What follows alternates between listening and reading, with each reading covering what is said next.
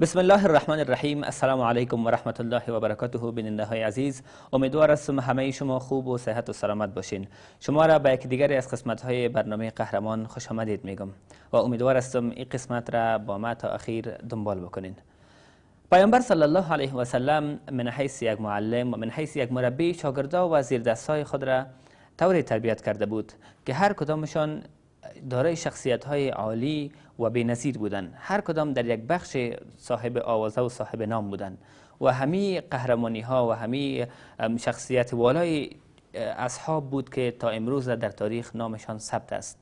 مثلا حضرت ابوبکر صدیق رضی الله عنه در صداقت که لقبش هم صدیق است، حضرت عمر در شجاعت، حضرت عثمان در حیا و شرم، حضرت علی رضی الله عنه همچنان در قهرمانی ها و در شجاعت بی‌نظیری که داشت. هر کدام به یک شکل مشهور هستند و همین گونه تعداد زیادی از اصحاب هستند که دارای شخصیت عالی بودند و نامشان من حیث مثل یک ستاره درخشان در آسمان تاریخ اسلامی چراغان و درخشان است. یکی از این شخصیت هایی که امروز ما میخوام معرفی بکنم، او شخصیت کسی نیست جز حضرت عمرو بن العاص رضی الله عنه. حضرت عمرو بن العاص رضی الله عنه دارای هوش و ذکاوت بسیار زیادی بودند، به همین خاطر به نام داهیة العرب یا هوشمند و با ذکاوت عرب مشهور بودند. هم قبل از اسلام و هم بعد از اسلام هوش و ذکاوت بسیار بالایی داشتند و همین هوش و ذکاوت بسیار بالایشان بود که راهنماییشان کرد به طرف اسلام و به مسلمان شدن. و همان گونه که پیامبر صلی الله علیه و سلم می‌فرمایند که الناس کمعادن، انسان‌ها مثل معدن هستند، معدن طلا و نقره. خیارهم فی الجاهلیت خیارهم فی الاسلام. بهترین هایشان که در جاهلیت بودن زمانی که مسلمان شدن در اسلام هم بهترین هستند و حضرت عمرو بن العاص رضی الله عنه هم چنین شخصیتی بود. به نظر به بعضی روایات 8 سال بعد از واقع فیل و نظر به بعضی روایات 5 سال بعد از عام الفیل در مکه مکرمه تولد شدند. اسمشان عمرو بن العاص بن وایل سهمی قریشی است که پدرش عاص بن وایل یکی از دشمنان سرسخت پیامبر صلی الله علیه و سلم بود و همچنان پسرش عمر رضی الله عنه که بعداً مسلمان شد، زمانی که در جاهلیت قرار داشت از دشمنان سرسخت پیامبر صلی الله علیه و سلم بودند و در جنگ ها حضرت عمر در جنگ هایی که اشتراک کرده بود بر علیه مسلمان ها جنگ احد و جنگ احزاب یا جنگ خندق بود که در هر دو جنگ زمانی که کفار شکست میخورند حضرت عمرو بن العاص رضی الله عنه حقیقت برش واضح میشه که ما که شکست خوردیم نظر به این تعداد و تجهیزاتی که داریم، زمانی که ما شکست میخوریم پس به این معنا هست که دین اسلام دین برحق است. پیامبر صلی الله علیه و سلم واقعا پیامبر است و راهی را که پیش گرفته امی راهی است که ما را به سعادت و خوشبختی میرسانه. دیگه حال وقتش است که از بی سرنوشتی، از سردرگمی و از این بدبختی خود را نجات بدم. به همین خاطر حضرت عمر تصمیم میگیره بعد از واقعه خندق و قبل از فتح مکه مکرمه تصمیم میگیره که بره به طرف مدینه منوره هجرت بکنه و به پیشگاه پیامبر صلی الله علیه و سلم بره و در جمع اصحاب شامل شود. مسیر مدینه منوره را در پیش میگیره نظر به داستانی که خودش روایت میکنه که من تصمیم گرفتم به طرف مدینه برم و در راه با حضرت خالد بن ولید سر میخوره. خالد بن ولید رضی الله عنه هم یکی از شخصیت های مشهور از اصحاب است که برنامه قهرمان روز انشاءالله که در این برنامه ما در مورد خالد رضی الله عنه هم بحث می داشته باشیم. خب با حضرت خالد رضی الله عنه سر میخورند در مسیر و حضرت عمر از حضرت خالد پرسان میکنه که ای ابا سلیمان، لقب یا کنی حضرت خالد ابو سلیمان می باشه. میگه که ای ابو سلیمان چی چیزی باعث شد که تو به طرف مدینه به راه بیفتی و پیش پیامبر بروی؟ حضرت خالد میگه که قسم به خدا که فرد امی محمد واقعا دینش بر حق است صلی الله علیه و سلم و امی شخص کسی است که واقعا از جانب خداوند فرستاده شده و به خاطر راهنمایی مردم و حال وقتش است که ما دیگه دست از دشمنی برداریم و حقیقت مثل روز آشکار شده. من میرم پیش محمد برش ایمان بیارم و مسلمان شوم. و خالد رضی الله عنه از عین سوال از حضرت عمرو بن العاص پرسان میکنه و حضرت عمرو هم میگه که همین دلیلی که باعث تو به طرف مدینه بری همین دلیل باعث شده که من هم بروم و پیش پیامبر صلی الله علیه و سلم برم و مسلمان شوم. هر دو با اتفاق هم و در بعض روایات میگن که صحابی دیگری به اسم عثمان ابن طلحه رضی الله عنه 3 تن از بهترین افراد قریش راه سپار مدینه منوره میشن تا مسلمان شوند و قبل از رسیدن آنها پیامبر صلی الله علیه و سلم خطاب به اصحاب میگن که مکه 3 تن از دیگر گوشه های خود را به طرف شما فرستاده که این 3 تن عمرو بن العاص، خالد بن ولید و عثمان بن طلحه رضی الله عنه اجمعین بودند که زمانی که پیش پیامبر صلی الله علیه و سلم میرسن و از گذشته های خود اظهار پشیمانی میکنن و به پیامبر صلی الله علیه و سلم ایمان میارن. بعد از اینکه به پیامبر صلی الله علیه و سلم ایمان میارن، همان گونه که در جاهلیت سرسختانه دشمن مسلمان ها بودن، هم حضرت خالد و هم حضرت عمرو بن العاص همان گونه که در جاهلیت بر علیه اسلام سخت میجنگیدن و سخت تلاش میکردن، حال زمانی که مسلمان شدن مسئله معکوس شد و سرسختانه از اسلام دفاع میکردن و از پیامبر صلی الله علیه و سلم دفاع میکردن و در راه رشد اسلام و در راه نشر دعوت اسلامی سخت تلاش میکردن. بعد از اینکه حضرت عمرو بن العاص رضی الله عنه مسلمان میشن، نخستین مأموریتی که از جانب پیامبر صلی الله علیه و سلم برش داده میشه سرلشکری و فرماندهی سریه ذات السلاسل است که پیامبر صلی الله علیه و سلم در رأس 300 نفر حضرت عمرو بن العاص را مقرر میکنن که برن به طرف قبیله قزاعه که هر لحظه امکان شورش وجود داشت و میخواستن که بالای مدینه منوره حمله بکنن و به خاطر سرکوبی این قبیله پیامبر صلی الله علیه و سلم حضرت عمرو را با 300 نفر از مجاهدین میفرستند. بیننده های عزیز، بقیه برنامه را بعد از یک وقفه دنبال میکنیم، با ما باشین.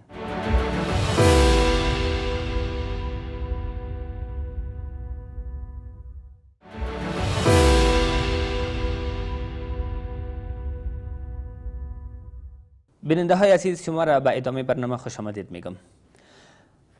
پیامبر صلی الله علیه و سلم لشکر حضرت عمرو بن العاص را به طرف قبیله قزاعه فرستادند و زمانی که حضرت عمرو به این طرف از این قبیله میرن و در جریان این جنگ، در جریان این سریه، دو کار جالب یا از دو حکمت جالب حضرت عمرو بن العاص کار میگیره که لازم به ذکر است.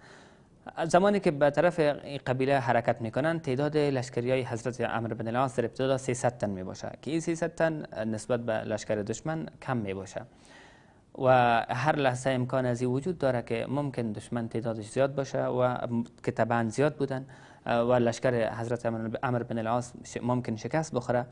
به همین خاطر زمانی که شب میشه، مجاهدین و اصحاب تصمیم میگیرن به خاطر یا روشنی یا به خاطر سردی میخواهند که آتش روشن بکنن، اما حضرت عمرو بن العاص مانع کارشان میشه و نمیمونشان این کارا بکنن. خب این قضیه میگذره. زمانی که فردا لشکر حضرت ابو عبیده با 200 تن مجاهد دیگه میایه و ملحق میشه با حضرت عمرو بن العاص، تعداد مسلمان ها اندکی زیادتر میشه و دشمن را شکست میدن. دشمن فرار میکنه و مسلمان ها میخواهند که این لشکر را تعقیب بکنن، اما حضرت عمرو بن العاص مانعشان میشه، بار دیگر مانع این کار مسلمان ها میشه. زمانی که دوباره به مدینه منوره برمیگردن، پیامبر صلی الله علیه و سلم از حضرت عمرو بن العاص دلیل این کارش پرسان میکنه که چرا در ابتدا مانع آتش روشن کردن شدی و دوم چرا مانع تعقیب لشکر دشمن شدی. حضرت عمرو بن العاص دلیل این دو کار خود را میگن. اولی که من مانع شدم از این کارشان به خاطر که تعداد ما کم بود و اگر آتش روشن میکردیم ممکن دشمن تعداد ما را میدیدن و احساس نیرومندی میکردن و ممکن ما شکست میخوردیم. این یک دلیل شکست ما شاید میشد. و دومی که من نگذاشتم لشکر ما لشکر دشمن را تعقیب بکنه به همین خاطر است که ممکن زمانی که دشمن فرار کرد یا ای که نیروی پشتیبانی داشته باشند در عقب که میخواهند به او ملحق شوند، یا ای که ممکن است کمین در راه گذاشته باشند که ما را به او کمین گرفتار شویم. به همین خاطر به این دلیل بود که من مانع از این شدم که لشکر ما لشکر دشمن را تعقیب بکنن و پیامبر صلی الله علیه و سلم این هوش و ذکاوت حضرت عمرو بن العاص رضی الله عنه را تحسین و تشویق میکنن. بعد از این جنگ ذات السلاسل زمانی که میگذره، خود در طول حیات پیامبر صلی الله علیه و سلم در همه جبهات حضرت عمرو بن العاص حضور فعال می داشته باشند و در زمان خلافت حضرت ابوبکر رضی الله عنه حضرت عمرو بن العاص در رأس یکی از 3 لشکر قرار میگیره که به خاطر فتح شام و به خاطر نبرد با روم مقرر می شده باشند. این 3 لشکر فرماندهیش 3 تن از بهترین صحابه به عهده داشتند. لشکر حضرت خالد بن ولید رضی الله عنه که مأمور بود در جنگ یرموک فرماندهی را به عهده داشت. لشکر دیگر لشکر حضرت ابو عبیده بن جراح رضی الله عنه بود و لشکر سوم هم لشکر حضرت عمرو بن العاص رضی الله عنه بود که در ابتدا حضرت عمرو بن العاص در مسیر به خاطر فتح فلسطین میرن و در مسیر در جنگ یرموک با حضرت خالد رضی الله عنه همکاری میکنن و لشکر دشمن شکست میخوره. بعد از او حضرت عمرو بن العاص راهی فلسطین میشن و فلسطین را هم فتح میکنن و فلسطین هم جزء قلمرو مسلمان ها قرار میگیرن. بعد از او حضرت عمرو بن العاص رضی الله عنه تصمیم به فتح مصر میگیرن. ما در زندگی صحابه درس جالبی را میبینیم.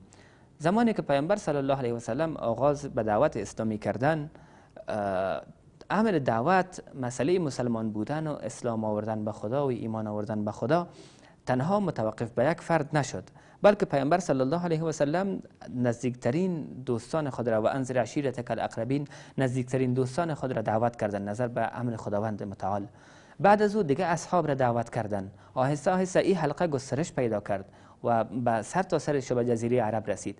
در این درس جالبی بر ما نهفته است. امروز ما می‌بینیم در شبکه‌های اجتماعی یا بین مردم یک قول مشهور رایج شده که میگن عیسی به دین خود و موسی به دین خود، یا میگن که بز از پای خود آویزان است و گوسفند از پای خود آویزان است و به این ترتیب خود را از فریضه دعوت دور میکنن و امو همت خود زیر پای میگذارن به این که باید که نگذارن کسی اگر برادر مسلمان یا خواهر مسلمان یا یک انسان را اگر ببینن به طرف بدبختی بره، این وظیفه یک مسلمان است که نگذاره به طرف بدبختی بره، نگذاره به طرف چاه بره.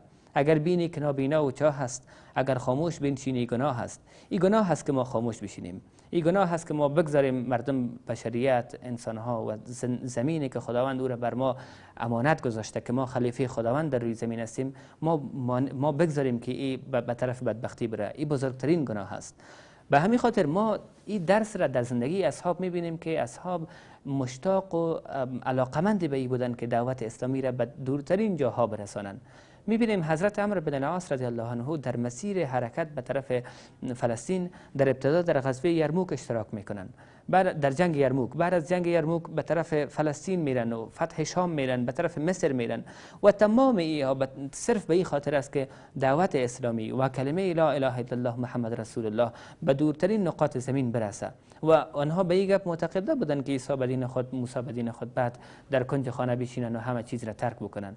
نه خیر، به امر خداوند سر تسلیم نهاده بودن که خداوند فرموده است کنتم خیر امت اخرجت للناس. ای مسلمان ها، شما بهترین امت ها بودین که به مردم بیرون شدین و مبعوث شدین. تأمرون بالمعروف و تنهون عن المنکر. مردم را به نیکی ها امر میکنین و از بدی ها باز میدارین. این امر خداوند است که امر به معروف و نهی از منکر باشه. به همین خاطر صحابه چی در عصر پیامبر صلی الله علیه و سلم بود، چی در عصر خلفای راشدین و چی هم در زمان خلفای اموی و عباسی، تمام تلاش های مسلمان ها همی بود که نور اسلام و روشنی اسلام را گسترش بدن. نه مال بود، نه غنیمت بود، هیچ چیزی دیگری نه خیر، بلکه صرف و صرف به خاطر از اینکه دعوت اسلام به دورترین نقاط زمین برسه. به همین خاطر زمانی که به یک منطقه می رفتن، ابتدا راههای مختلفی را پیش می کردن. در اول می گفتن مسلمان شوین، ایمان بیارین، تسلیم شوین به دین خداوند، مسلمان شوین. وضعیت ما با شما عین چیزی می باشه، اما حقوقی را که ما برخوردار هستیم شما هم برخوردار می باشین. هیچ نوع تعصب، هیچ نوع برتری و هیچ نوع بلند بودن وجود نداره بین ما. ان اکرمکم عند الله اتقاکم. بهترین شما نزد خداوند با تقواترین شما هست. و در ابتدا راه مسلمان شدن را پیش رویشان میگذاشتن. بعد از او اگر مسلمان نمی شدن میگفتن جزیه بپردازین، جزیه بپردازین، ما سرپرستی شما را به عهده میگیریم. من حیث یک رعیت دولت ما، رعیت خلافت اسلامی، کسی به شما ضرر رسانده نمیتونه و شما در امن و آرامش در سرزمین اسلامی زندگی میکنین. و اگر جزیه را هم نمیپردازین، شما آماده جنگ باشین، چرا که شما مانع گسترش نور اسلام میشین، پس باید بجنگین با ما. دوستان عزیز، بقیه برنامه را بعد از یک وقفه دنبال میکنیم، با ما باشین.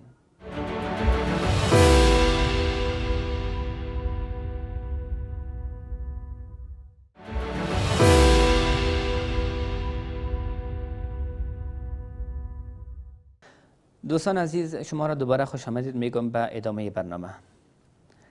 در قسمت قبلی گفتیم که حضرت عمرو بن العاص رضی الله عنه تصمیم به فتح مصر میگیرند و میخواهند که مصر را هم جز قلمرو اسلام بسازند و این موضوع را با حضرت ابوبکر صدیق رضی الله عنه رهبر مسلمان ها و خلیفه مسلمان ها در میان میگذارند که در این مورد هم باید یک تصمیم گرفته شود و اجازه داده شود از طرف رهبری که حضرت عمرو حرکت بکنه به طرف مصر. حضرت ابوبکر رضی الله عنه بعد از مشوره‌های زیادی که با اصحاب و با مشاورین خود انجام میتن، تصمیم میگیرند که بله مصر هم جز قلمرو مسلمان ها شود و اجازه میتن به حضرت عمرو بن العاص و لشکری را تحت فرماندهیش قرار میتن و حرکت میکنه حضرت عمرو به طرف مصر. در این زمان رومی ها بالای مصر تسلط داشتند و مردم که تحت قلمرو از تحت حکومت آنها زندگی میکردند از جور و ظلم رومی ها بسیار به تنگ آمده بودند و زمانی که مسلمان ها به طرف مصر به نزدیکی مصر میرسند، مردم خودشان همکاری میکنن با مسلمان ها و با مجاهدین تا حکومت سقوط بکنه و نظر به تلاش های زیادی که حضرت عمرو بن العاص رضی الله عنه انجام میتن، بالاخره مصر هم فتح میشه و جزء از سرزمین مسلمان ها میشه و مربوط خلافت اسلامی میشه. داستانهای زندگی حضرت عمرو بن العاص رضی الله عنه مثل دیگه اصحاب داستانهای زیادی داره، داستانهای خواندنی هست که باید نسل جوان ما، نسل نو ما باید در موردش بدانن و این شخصیتی را که مشهور بود در ذکاوت و در هوشمندی بشناسن. من فقط من حیث آخرین داستان یک داستان مشهور از حضرت عمرو بن العاص رضی الله عنه و از ذکاوت حضرت عمرو رضی الله عنه را نقل میکنم تا دوستان ما بیشتر در این مورد بدانن. ما در قسمت قبلی گفتیم که حضرت عمر مسئولیت و مأموریت فتح فلسطین را به عهده می داشته باشند. زمانی که به منطقه اجنادینی که در فلسطین یک منطقه است به نام اجنادین به اون منطقه می رسند، با رو در رو با لشکر دشمن قرار می گیرند. دشمن توان مقابله با مسلمان ها را نمی داشته باشه، به این خاطر آماده مذاکره میشن و در این منطقه در اجنادین کسی می باشه از طرف رومی ها والی و حاکم می باشه به نام ارطبون.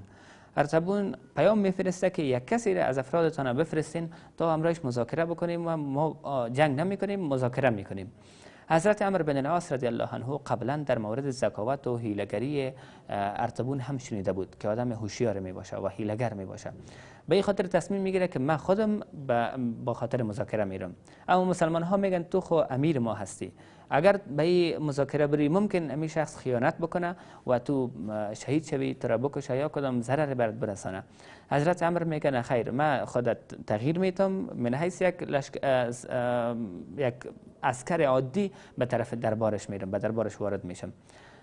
و به خاطر که حضرت عمرو بن العاص به دوستای خود و به مجاهدین میگه که ارطبون آدم هوشیار و زرنگی است، اگر کسی دیگری بره ممکن امو قرارداد و امو مذاکره طور امضا شوه که به نفع آنها باشه و به ضرر ما.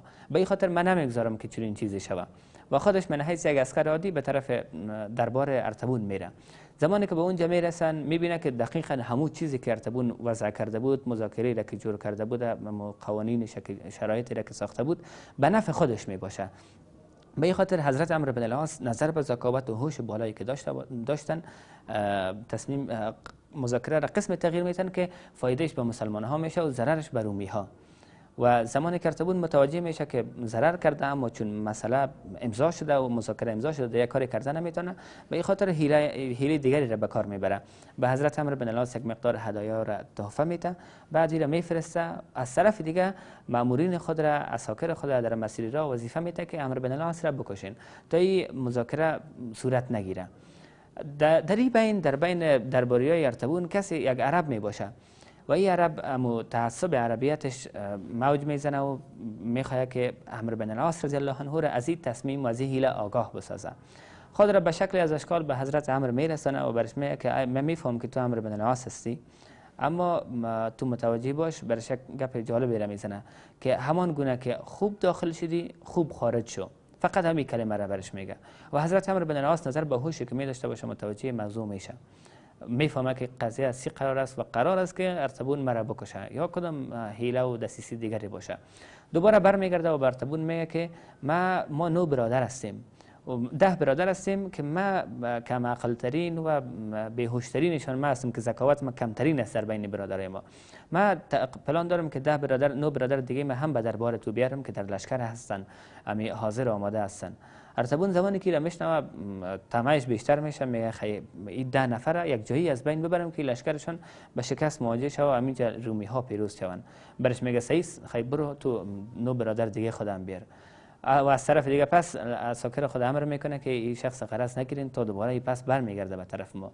به این ترتیب حضرت عمرو بن العاص رضی الله عنه بزرگترین حیله و نیرنگی که بر علیهش طرح شده بود خنثی میسازه و دوباره زنده و سلامت به طرف لشکر خود میرسه و دوباره حمله میکنن و ارتبون فرار میکنه به طرف دیگه مناطقی که تحت قلمرو رومی ها می باشه. و همینجا حضرت عمرو بن العاص رضی الله عنه، حضرت عمر رضی الله عنه یک قول مشهور خود را درباره حضرت عمرو میگن که ما ارتبون روم را با ارتبون عرب شکست دادیم. یعنی حضرت عمرو بن العاص رضی الله عنه هدفش می باشه که ما زکاوتی که حضرت عمرو داشت با زکاوت حضرت عمرو زکاوت ارتبون روم شکست دادیم و این ترتیب مسلمان ها پیروز میشن. حضرت عمرو بن العاص رضی الله عنه بعد از اینکه مصر را فتح میکنن من حیث والی مصر مقرر میشن و تا زمان حضرت عمر رضی الله عنه، زمانی که حضرت عمر به قدرت میرسه حضرت عمرو بن العاص رضی الله عنه را عزل میکنن و کسی دیگری را به جایش مقرر میکنن تا زمان حضرت معاویه رضی الله عنه. زمانی که حضرت معاویه رضی الله عنه به قدرت میرسن دوباره حضرت عمرو بن العاص رضی الله عنه را ولی مصر مقرر میکنن و تا وقت وفاتشان حضرت عمرو بن العاص رضی الله عنه من حیث ولی مصر ایفای وظیفه میکنن و در همون مصر وفات میکنن. و زمانی که وفات میکنن یک داستان جالبی از زمان وفاتشان است که کسی بالای بسترشان وجود می داشته باشه و برش میگه که ای عمر، تو یک وقتی گفته بودی که من دوست دارم یک کسی را علاقمند هستم، کسی که در زمان وفات هست، از پیشش پرسان بکنم که مرگ چگونه است، چی حس داری امیاله، حالا تو بر ما بگو که تو امیاله چی حس داری. حضرت عمرو بن العاص رضی الله عنه میگن که من فکر میکنم که از آسمان با 7 طبقهش بالای زمین قرار گرفته و ما در این مابین قرار گرفتیم، تحت فشار هستم و قسم تصور میکنم که از سوراخ سوزن نفس میکشم. میبینیم که یک صحابی جلیل القدر، یک مجاهد نامدار، کسی که پیامبر صلی الله علیه و سلم او را دوست داشت و در موردش گفته بود که اسلم الناس و آمن عمرو بن العاص، مردم تسلیم شدن، یعنی گفتن که مسلمان شدیم، اما مسلمانی آنها مثل تسلیم شدن بود، اما عمرو بن العاص ایمان آورد، ایمان قلبی آورد. چنین شخصیتی در وقت مرگ اینطور یک احساس بسیار عجیبی می داشته باشه، اینقدر سختی را میکشه. چی حال ما باشه، در وضعیت ما چی خواهد باشه در اون زمانی که ما در حال جان کندن باشیم و نفس ما در حال بیرون شدن باشه. خداوند متعال همه ما را از سختی جان کندن نجات بده و قبل از او در دنیا که وجود داریم خداوند بر ما این توفیق را بده که مثل اصحاب زندگی بکنیم و اگر به اصحاب رسیده نمیتونیم راهشان را حد اقل تعقیب بکنیم و به راه راست و مستقیم به پیش بریم. دوستان عزیز، داستانهای مشهوری که در زندگی حضرت عمرو بن العاص رضی الله عنه وجود داشت تا همین قدر بود و باز هم توصیه میکنم دوستای خود را و جوانان را خصوصا که به کتاب ها مراجعه بکنن، به مراجع معتبر مراجعه بکنن و زندگی اصحاب را خصوصا شخصیت های مشهور را مثل حضرت عمرو بن العاص، مثل خلفای راشدین، مثل خالد بن ولید رضی الله عنه زندگیشان را بخوانن، مرور بکنن و درس های از او بگیرن تا در زندگی فعلی خود تطبیق بکنن و بدون شک تا اگر ما دنیای خود را نسازیم آخرت ما ساخته نمیشه. دنیا پلی است به طرف آخرت. خداوند به ما توفیق بده تا این پل را اعمار بکنیم. تا برنامه بعدی شما را به خداوند متعال میسپاریم. خداوند حافظ و ناصر همه ما.